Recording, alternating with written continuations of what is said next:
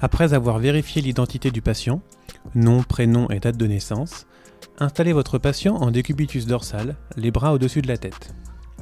Pour aller plus loin, vérifiez l'équidistance des épines iliaques antéro-supérieures avec la table. Les repères anatomiques possibles pour le centrage du laser axial sont les crêtes iliaques, le bord supérieur de la symphyse pubienne. Dans l'exemple de cette vidéo, nous avons choisi de nous centrer sur les crêtes iliaques avec le laser axial externe. Vérifiez que le laser latéral se trouve à mi-épaisseur du bassin et que le laser longitudinal est placé sur le plan sagittal médian. Pensez à fermer les portes de la salle d'examen et à réaliser une friction au gel hydroalcoolique. Sélectionnez votre patient dans la worklist, puis cliquez sur « Sélection patient ».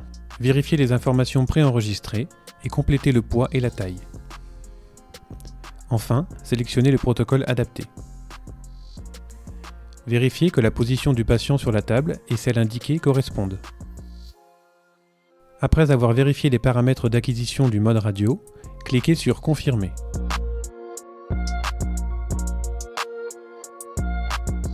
Sur le clavier, déplacez la table et procédez à l'acquisition quand les boutons clignotent.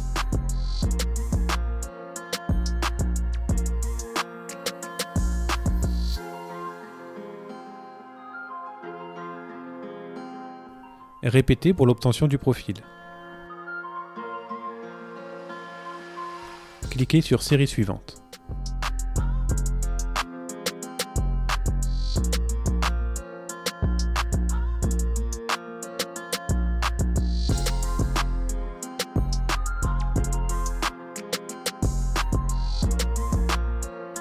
Placez votre boîte d'acquisition des crêtes iliaques jusqu'au petit trochanter en tête-pied et bien couvrir les parties molles en latéral. Puis, vérifiez sur le profil de bien couvrir le bassin, tout en veillant à placer la boîte à mi-épaisseur du patient. Pensez à vérifier le bon positionnement de l'ODM pour la protection des organes à risque.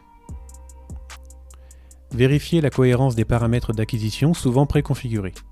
Vérifiez les boîtes de reconstruction. Pour l'acquisition d'un scanner de bassin, il faudra, à minima, une reconstruction filtre mou pour les tissus et une reconstruction filtre dur pour l'étude de l'os. Avant de continuer, vérifiez que la dose prévisionnelle soit cohérente par rapport aux valeurs guide diagnostiques.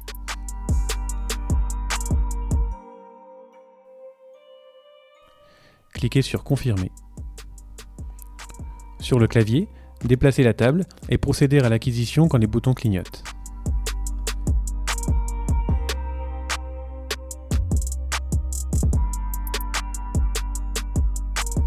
Vérifiez sur l'acquisition l'absence de mouvement du patient.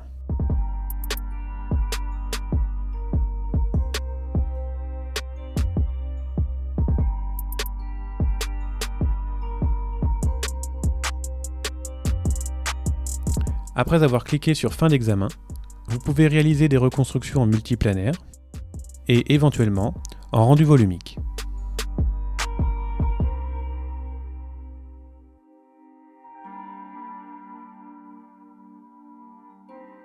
À la fin de l'examen, raccompagnez le patient en cabine et lui donnez l'indication de se rhabiller.